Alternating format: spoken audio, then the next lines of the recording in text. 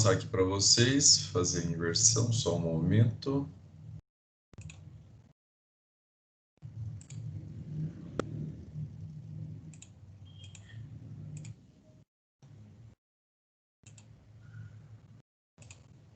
Veja aí, na tela.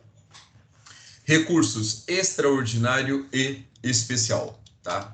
Pessoal, veja, como já tinha adiantado a vocês, o recurso especial e o recurso extraordinário, eles são recursos que são demandas levadas ao STJ, ao STF, em que, em momento nenhum, aprecia-se a questão de fato, tá? Então, veja, somente aprecia a questão de direito. Somente aprecia a questão de direito.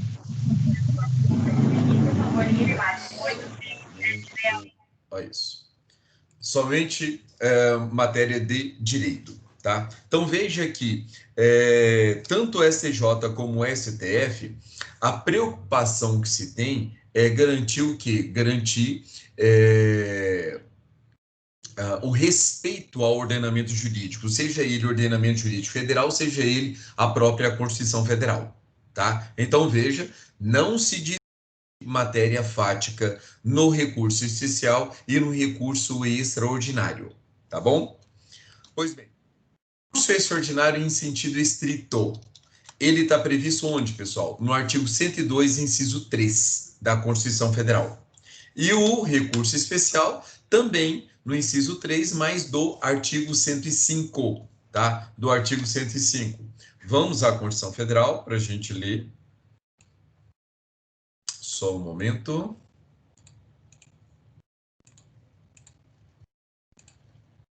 Ok. Voltando ao artigo 102.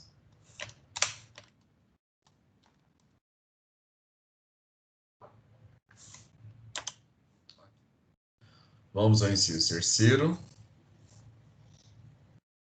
Então, compete ao Supremo Tribunal Federal julgar, mediante recurso extraordinário, as causas decididas em única ou última instância. Então, não tem aí a competência originária dos tribunais superiores, né? Quando a decisão recorrida, olha só, A, contrariar dispositivo dessa Constituição, B, declarar inconstitucionalidade de lei, de tratado ou lei federal, C, julgar válida a lei ou ato de governo local contestado em face dessa Constituição, e, por último, julgar válida a lei local contestada em face de lei federal. Tá? Então, essas são as possibilidades de nós apresentarmos o recurso extraordinário, ok? Pois bem, então veja que aqui eu coloquei para vocês uma observação do professor Badaró. O recurso extraordinário, a preocupação do recurso extraordinário é exatamente com o quê? É um contencioso objetivo ou um contencioso de legalidade. A ideia que se tem do recurso extraordinário é fazer prevalecer o interesse do Estado na preservação do ordenamento jurídico constitucional e federal, tá? Então, veja que está colocado num segundo plano, não é a meta, não é o objetivo do recurso extraordinário descobrir a verdade sobre os fatos, tá? Por quê? Porque não se discute matéria fática no STF, no STJ, nesses dois recursos. Então, a preocupação, sim, é preservação do jurídico constitucional e federal, tá bom? Pois bem, cabimento e procedimento. Vamos ao recurso extraordinário por ser mais completo, tá? Mais complexo. Então, o cabimento, a fundamentação legal está no artigo 102, inciso 3 da Constituição Federal, né? Como nós já há pouco lemos. E aí nós temos essas quatro alternativas, essas quatro alíneas no inciso terceiro, tá bom? Pessoal, primeira coisa. Cabe recurso extraordinário das decisões dos tribunais regionais federais e dos tribunais de justiça, bem como das decisões proferidas pelo Tribunal Superior Eleitoral e Superior Tribunal Militar, tá? Então, cabe o RE a respeito das decisões dos tribunais de justiça, tribunais regionais federais, tá? E bem como desses dois tribunais superiores aí. Então, lembrem dessas, do alcance, tá? Do RE, tá bom? Agora, turmas recursais dos juizados especiais criminais. Veja, a gente tem que estar estudando e lembrando de tudo que nós já estudamos, tá? Então, nós não estudamos os embargos infringentes e de nulidade?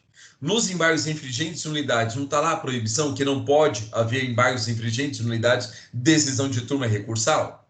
Então não pode, tá? Não pode. Tem a previsão ali do ROC de turma recursal? Também não tem.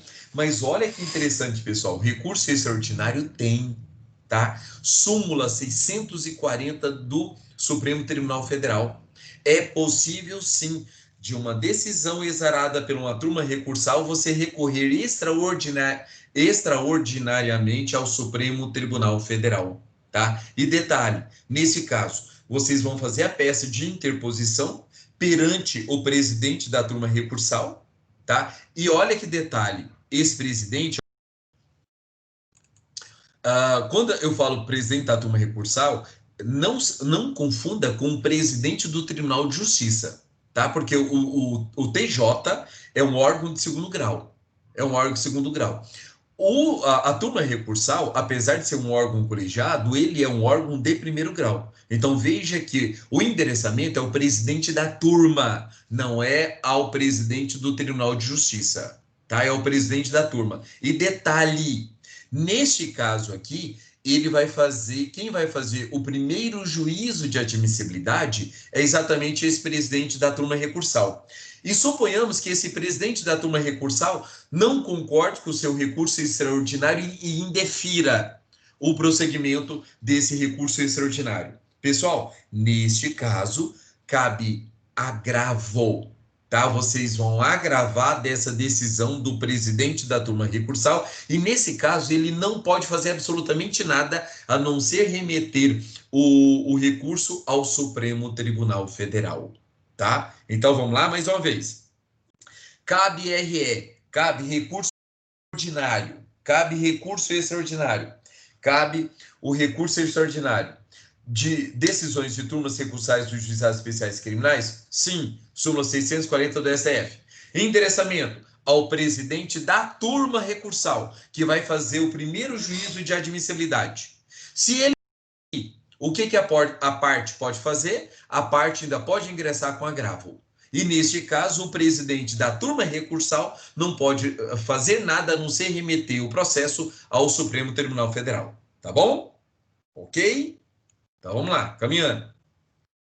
Pessoal, pressupostos. Aqui tem diferença do recurso especial, tá? O recurso extraordinário tem diferença para o RE, que é o recurso especial. Vamos lá. Quais são os pressupostos para o recurso extraordinário? Pessoal, eu tenho pressupostos gerais e pressupostos específicos. Eu tenho pressupostos gerais e pressupostos específicos, tá bom? Lembrando a vocês que os gerais são exatamente aqueles que nós já falamos no início da aula.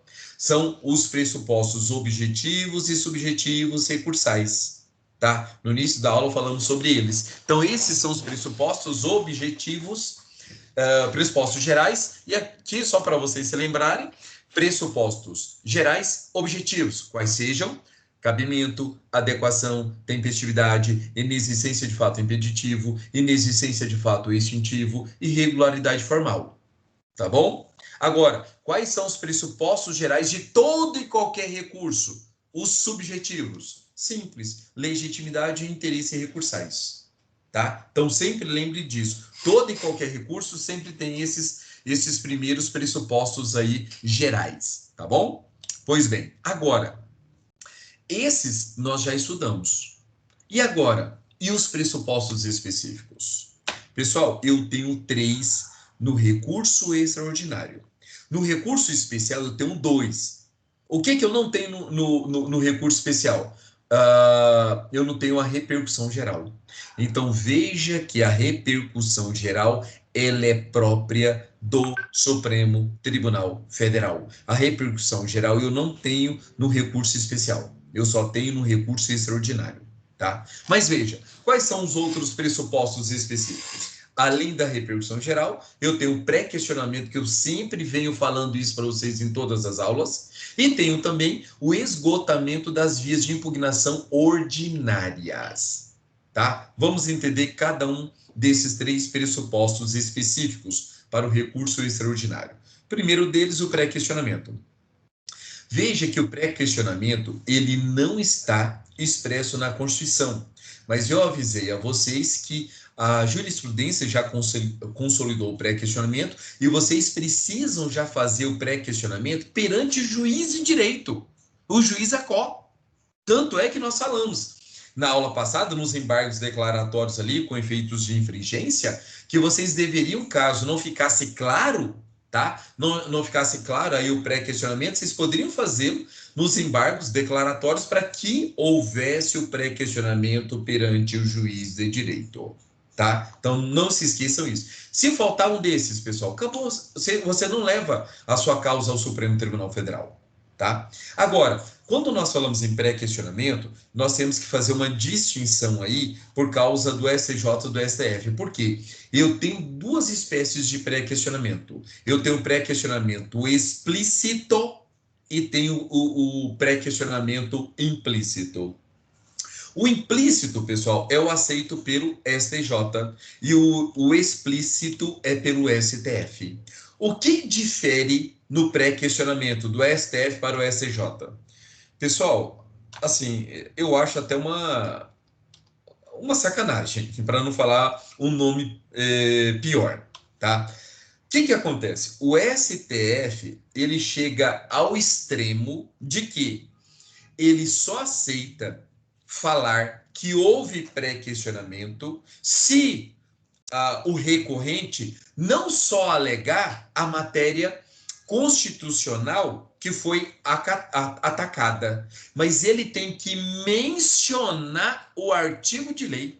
Então, veja, se a pessoa fala, o juiz desrespeitou o princípio da legalidade previsto no artigo 39, artigo 5º e 39 da Constituição Federal, bem como ali no artigo 1º do Código Penal.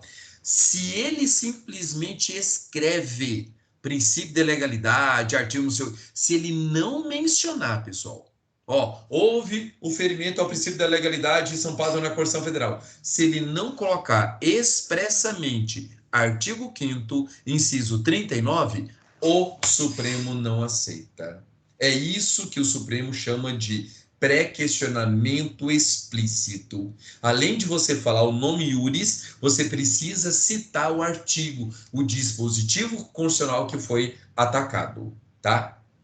Veja que isso o STJ não exige essa enjoeira toda, tá? O STJ, ele basta que a pessoa refira exatamente qual é o artigo, o instituto legal, né, previsto em lei federal que foi atacado, para o STJ isso é suficiente, tá? Então não precisaria colocar ali a citação dos artigos, simplesmente, houve o ferimento ao princípio da legalidade previsto tanto no Código Penal como na Constituição Federal. Pronto, já está falado.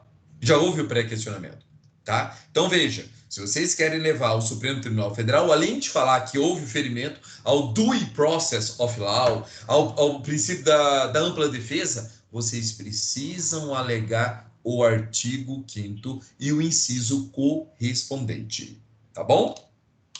Vamos lá.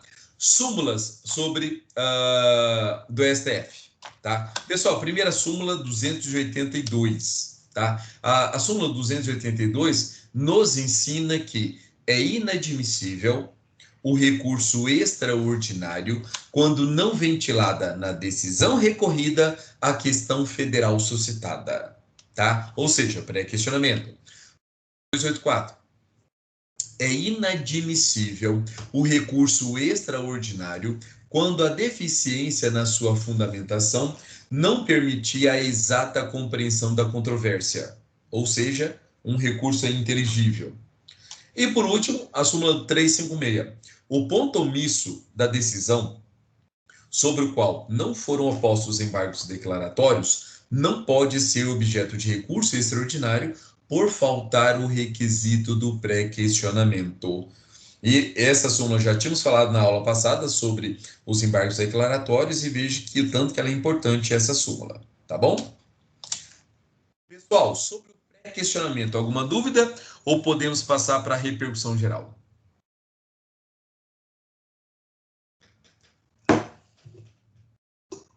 Então vamos para a repercussão geral.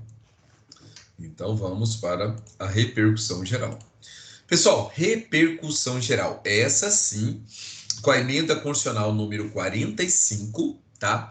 Ela passou a ter previsão constitucional, tá? Parágrafo 3º do artigo 102 da Constituição Federal preceitua que no recurso extraordinário, o recorrente deverá demonstrar a repercussão geral das questões constitucionais discutidas no caso, nos termos da lei, a fim de que o tribunal examine a admissão do recurso, somente podendo recusá-lo pela manifestação de 2/3 de seus membros, tá? Então, se há repercussão geral, somente 2/3 dos membros que pode recusar essa repercussão geral, mas tem que haver a demonstração dessa repercussão geral.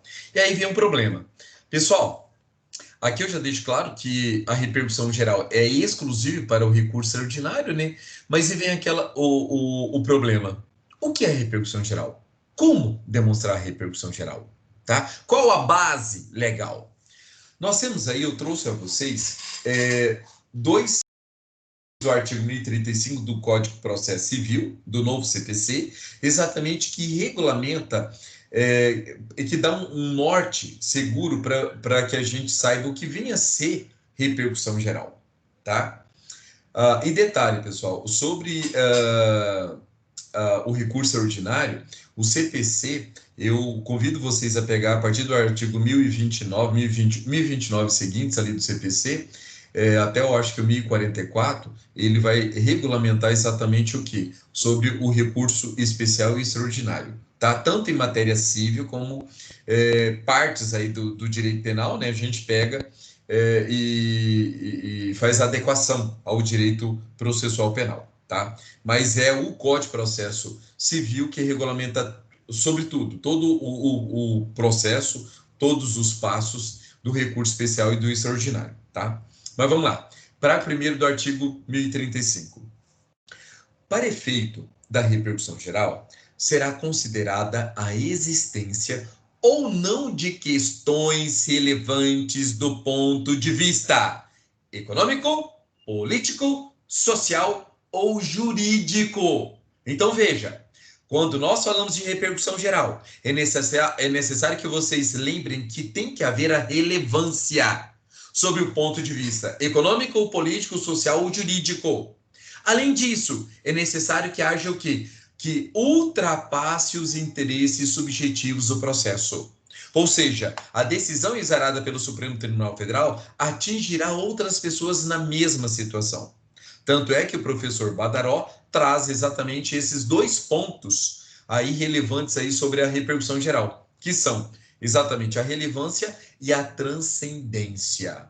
Relevância, exatamente sobre esses pontos aí, nesses parâmetros legais, o econômico, político, social e jurídico, e a transcendência, o caráter subjetivamente plurimo. O que isso quer dizer, pessoal? Caráter subjetivamente plurimo.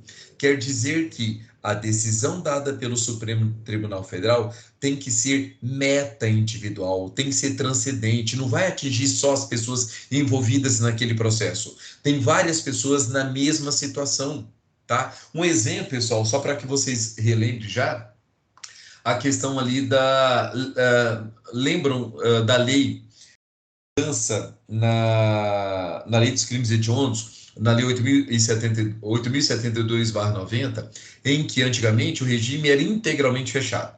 Aí, em 2006, o Supremo julgou inconstitucional. E aí ficou uma lacuna de quase um ano. Aí veio o Congresso Nacional e modificou a lei dos crimes hediondos, colocando aquela progressão de 2/5, 3/5. Tá? Então, veja, muitas pessoas, na época, começaram a questionar sobre esse direito de ter a progressão de pena, tá? Então, como teve esse vácuo legislativo aí, as pessoas questionavam qual seria a regra, que seria um sexto, ou se não teria direito à progressão de pena. Então, veja, um caso real desse, você consegue visualizar exatamente o que é essa transcendência. Vai atingir não uma só pessoa, vai atingir um monte de pessoas, tá? E aí nós conseguimos ver também, inclusive, essas relevâncias sobre o ponto econômico, político, social e jurídico, tá? Por quê, pessoal? Tem o enfoque jurídico, tem o enfoque social, as pessoas os acusados saíram do sistema carcerário muito mais rápido, tá? Tem a questão do ponto de vista econômico. Imagina uma pessoa que pegou 30 anos de cadeia e ia ficar no regime integralmente fechado, depois ele teve a progressão de um sexto, tá? Olha aí a questão econômica também para o Estado. Então, veja, esse é um dos exemplos sobre a repercussão geral, tá? Que você consegue visualizar não só a relevância da decisão, como essa transcendência da decisão, tá bom? E aqui no parágrafo 3º do artigo 1035, nós temos casos de repercussão geral automática. Pessoal, isso em prova de concurso, prova objetiva, isso aí é uma maravilha. Existe repercussão geral automática? Sim, claro que existe. Existe. Em quais casos? Em dois. Primeiro, quando contrariar súmula ou jurisprudência dominante do Supremo Tribunal Federal. Então, se a decisão contrariar súmula ou jurisprudência dominante do Supremo Tribunal Federal, caberá repercussão geral automática. Então, imagine aí juízes de direito que não estejam cumprindo lá a súmula vinculante a respeito do uso da algema, tá? Ou seja, tá mandando os policiais algemarem Deus e todo mundo. Então, neste caso, repercussão geral automática, porque os juízes e tribunais, neste exemplo, estariam contrariando súmula, nesse caso, vinculante da Suprema Corte. Segundo caso, tenha reconhecido a inconstitucionalidade tratado da lei federal nos termos do artigo 97 da Constituição Federal. Pessoal, olha só, lembrem que o juiz ele não pode decretar ou declarar a inconstitucionalidade de uma lei, ele pode deixar de aplicá-la por entender inconstitucional. Mas quem declara a inconstitucionalidade só pode ser órgão colegiado. Então, o artigo 97 da Constituição Federal fala que os tribunais podem fazer, o pleno do tribunal pode fazê-lo, tá bom? A partir do momento que esse pleno reconhece essa inconstitucionalidade, veja que nesse caso aí, repercussão geral automática, tá bom? Esses são os dois exemplos. E aqui, pessoal, eu trouxe alguns exemplos do professor Fernando Capês, tá? Um foi esse que eu falei para vocês, sobre a regra aí dos crimes hediondos. Outro foi sobre a sentença penal condenatória, que gera ali os maus antecedentes, se eles prescreveriam no prazo de 5 anos, como acontece ali na reincidência, ou se é para toda a vida, tá? Então, veja, isso aí também foi reconhecida a repercussão geral. E uma outra situação a respeito da combinação de leis, que eram a atual lei de drogas e a antiga lei de drogas, tá? Tudo isso foi reconhecido a repercussão geral, tá bom? Continuando, então veja, isso é o que nós tínhamos para falar sobre a repercussão geral. E o último, pessoal, o último pressuposto, esgotamento das vias de impugnação ordinárias, tá? Esgotamento das vias de impugnação ordinárias. Então veja que o próprio artigo 102 fala que ou é única ou última instância, tá? Se for única instância, é porque começou o processo ali no STJ. Se é a última instância, é porque vem desde o juiz ACO, passou pelo Tribunal de Justiça e passou pelo STJ e agora está chegando ao STF. Tá? Então, por isso, sim, o esgotamento das vias de impugnação ordinárias, com exceção, é claro, da turma do juizado especial, né, criminal, que da turma vai direto para o STF, de acordo com a súmula 640, que nós já vimos. Tá? E aqui eu trouxe a vocês algumas outras súmulas. Súmula 281, que fala: é inadmissível o recurso extraordinário quando couber na justiça de origem, recurso ordinário da decisão impugnada, tá? Então não cabe. 355. em caso de embargos infringentes parciais, é tardio o recurso extraordinário interposto após o julgamento dos embargos, quando a parte da decisão embargada que não fora por eles abrangida. E por último, o ponto omisso da decisão sobre o qual não foram opostos embargos declaratórios não pode ser objeto de recurso extraordinário, por faltar o requisito do pré-questionamento. Mais uma vez, a súmula 356, tá bom? Pessoal, pergunto a vocês, sobre o recurso ordinário ou extraordinário, alguma dúvida? Ou podemos já passar para o recurso especial? Professor, depois desse bombardeio de informação, não dá nem para pensar. É muita coisa. É muita coisa. É muita coisa. Pior que é muita coisa. Pessoal, antes de entrar no meu material, vamos para a Constituição. Vamos lá ver o artigo 105, né? Que regulamenta o recurso especial. Só um momento. 105, inciso 3º. Vamos lá. Ó, cabe ao STJ, ao Superior Tribunal de Justiça, julgar em recurso especial as causas decididas em única ou última instância pelos tribunais regionais federais ou pelos tribunais dos Estados Federal, Distrito Federal e Territórios, quando a decisão recorrida, olha só, a contrariar tratados de lei federal ou negar-lhes vigência, b julgar válido ato de governo local contestado em face de lei federal, e por último, der à lei federal interpretação divergente da que lhe haja atribuído outro tribunal, tá? Então, essas são as três possibilidades de recurso especial saindo aí dos TJs ou dos TRFs direto para o STJ, tá? Direto para o STJ, ok? Vamos para o meu material agora. Pessoal, recurso especial, já falamos sobre as hipóteses de cabimento, está aí no artigo 105, inciso 3, exatamente nessas três possibilidades, ok? Beleza. Origem da decisão. Olha só, nós falamos tribunais federais, ou os tribunais dos estados, ou também o TJDFT, tá?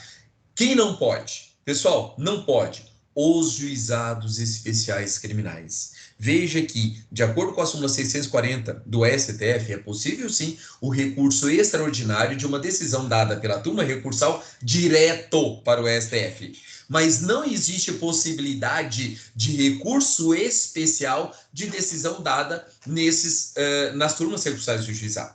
Tá? Então, recurso especial não pode. O recurso extraordinário, sim, tá? Isso é em súmula 203 do STJ. Outra situação que também não cabe o recurso especial, das decisões da Justiça Eleitoral e da Justiça Militar, tá? Elas não são impugnáveis também pelo recurso especial, pelo RE. E também as decisões proferidas por juiz de primeiro grau, tá? Decisão de juiz de primeiro grau, ou vai ter que apelar, ou reze, ou agravo em execução, para depois entrar com recurso especial, tá? Mas não pode de decisão de juiz monocrático. Os pressupostos aqui no recurso especial são os gerais, tá? E os específicos. Os gerais, já avisei a vocês, são os objetivos e os subjetivos recursais, tá? São os pressupostos comuns a todo e qualquer recurso.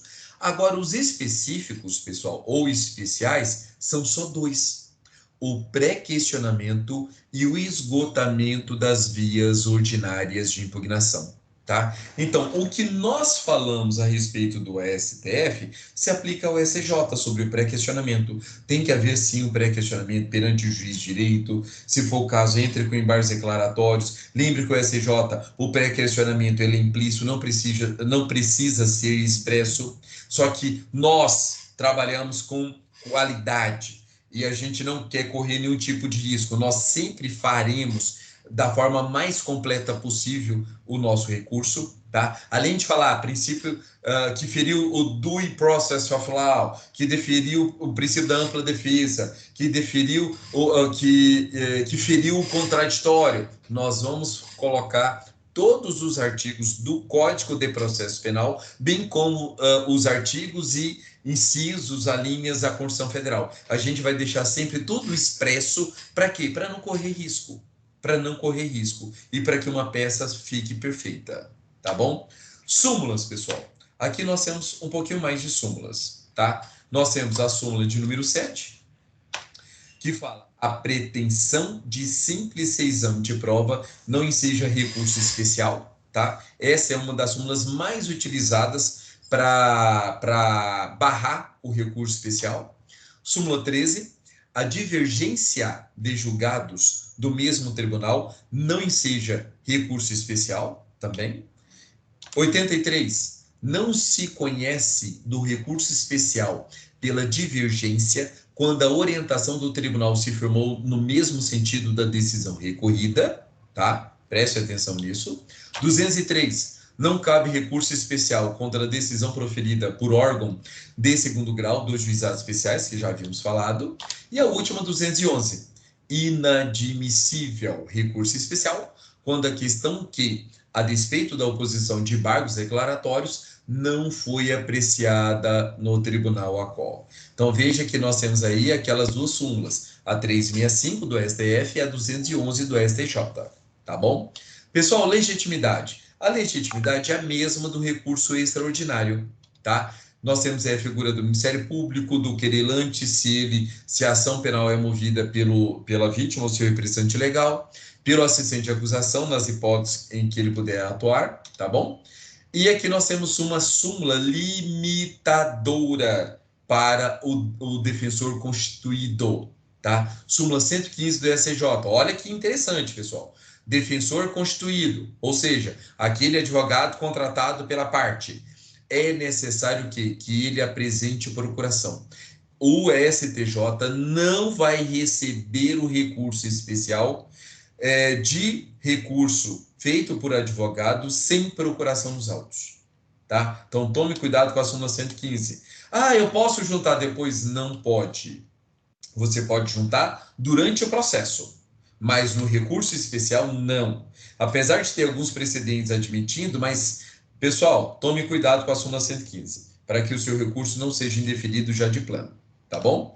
E o procedimento de recurso especial? Como já tinha falado para vocês, lerem os artigos, entre os artigos 1029 a 1044 do CPC, tá? Ali vocês vão ter o procedimento do recurso especial e o prazo, pessoal, tanto para o recurso especial como o extraordinário, o prazo é de 15 dias, tá? O prazo é de 15 dias. Lembrando que nós estamos falando de matéria penal, então é dias corridos, não são dias úteis, não, tá? Agora, se vocês entrarem com recurso especial ou com recurso extraordinário de matéria civil, tá? Aí sim, aí o prazo vai ser de 15 dias, mas vai ser de 15 dias úteis. Vai ser de 15 dias úteis, ok?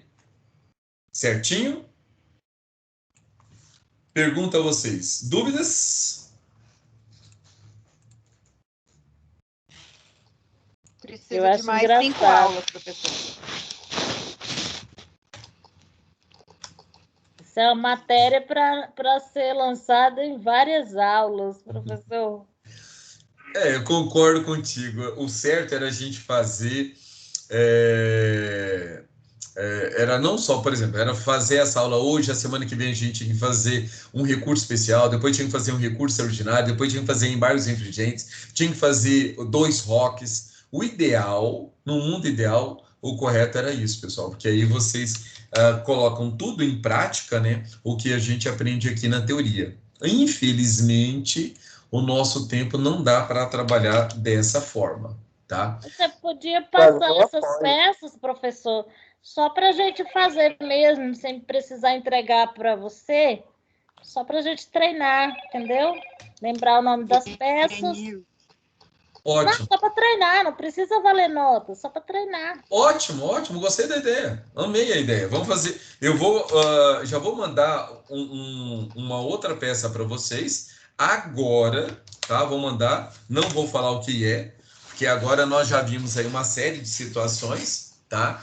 Mas Eu vou passar um recurso para vocês, ou melhor, um caso para vocês analisarem, tá? Não vai valer absolutamente nenhuma nota, é simplesmente para vocês testarem conhecimento, desenvolver e etc, tá? E aí na semana que vem a gente conversa, tá? Fala, Josi.